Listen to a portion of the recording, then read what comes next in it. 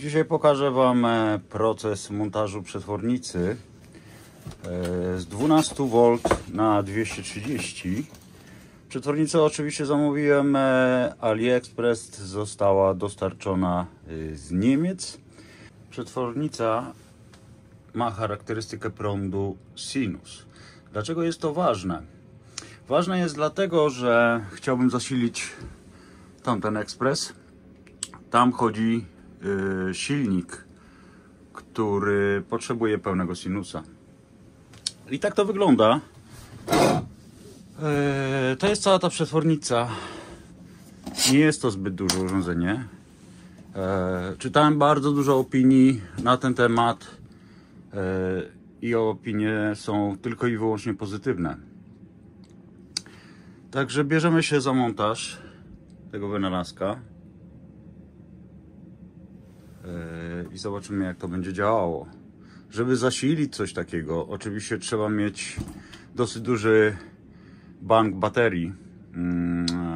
Ja tutaj mam baterię pod schodami i tam siedzą LiFePO 4 baterie o pojemności 320 A. Oczywiście zasilane są jeszcze i ładowane z paneli słonecznych, które są na dachu, a na dachu jest 240 W paneli słonecznych. Ok, szukamy miejsca, gdzie to zamontować i jedziemy z koksem. Ok, dotarłem do baterii, które siedzą pod schodami. Baterie, tak jak mówiłem, mają 320 Ah. BMS, który tutaj siedzi, i ma 150 A, także tak bez problemu powinien tą przetwornicę zasilić. Z tym, że otworzyłem to wszystko i zastanawiam się, czy montować tej przetwornicy w całkowicie innym miejscu. Także muszę chwilę popatrzeć, gdzie mogę to zamontować, gdzie będzie najlepiej tak naprawdę. Po kilku dłuższych minutach w zasadzie przeprowadziłem kabelek, który będzie zasilał gniazdko. 230 V.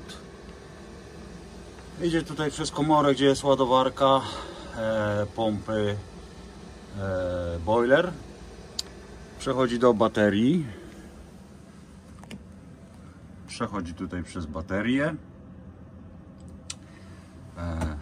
Otworem wchodzi do łazienki. Przez ścianę przechodzi do łazienki. I tam jest węzeł gordyjski wszystkich kabelków. I będę musiał zmierzać w kierunku szafki. Także w zasadzie już wyciągnąłem kabel w szafce. Także zaraz Wam pokażę. Oraz z powrotem jestem w szafce, tak jak montowałem Webasto. I muszę pociągnąć ten kabelek tutaj na górę.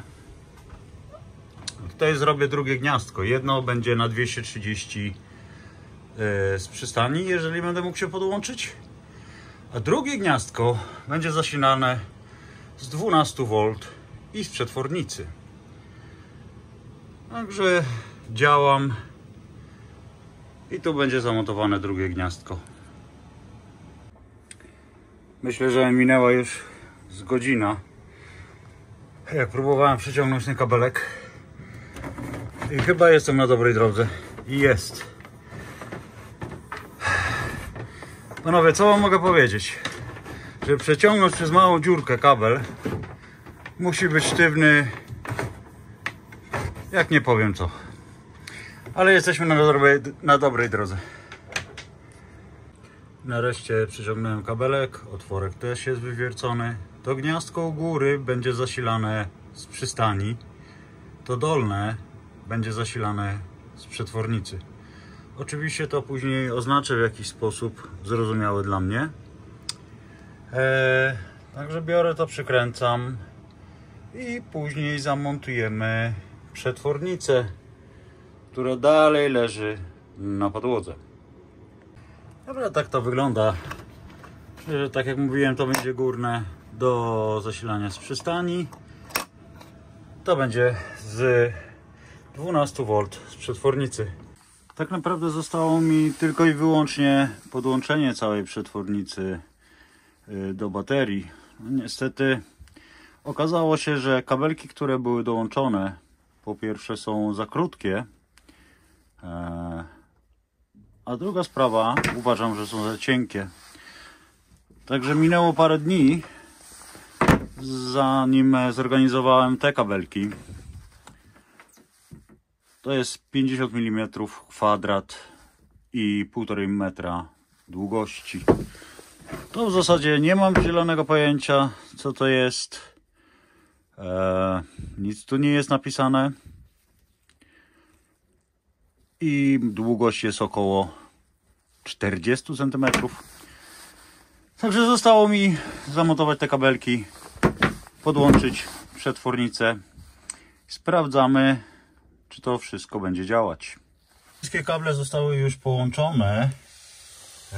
Nawet przeszedłem przez otwór, przez ścianę. Tutaj. Także to jest również podłączone wszystko. W zasadzie przetwornica również działa. Także spróbuję podłączyć ekspres i zobaczymy, jaki będzie efekt końcowy. Słońce troszeczkę przebija przez brezent, także mam nadzieję, że się zrobi szybko ciepło. A tymczasem ekspres został podłączony. Tak jak mówiłem, gniazdko niższe z 12 V na 230. Także podłączamy go, zobaczymy, czy się uruchomi. Także chwila prawdy. Praktycznie ekspres bierze około 1500 W w piku. Wygląda na to, że jest nagrzany.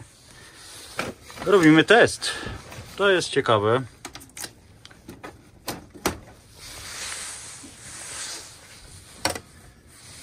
No i spróbujmy.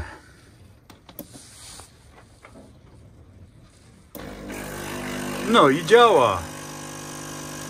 Perfekt.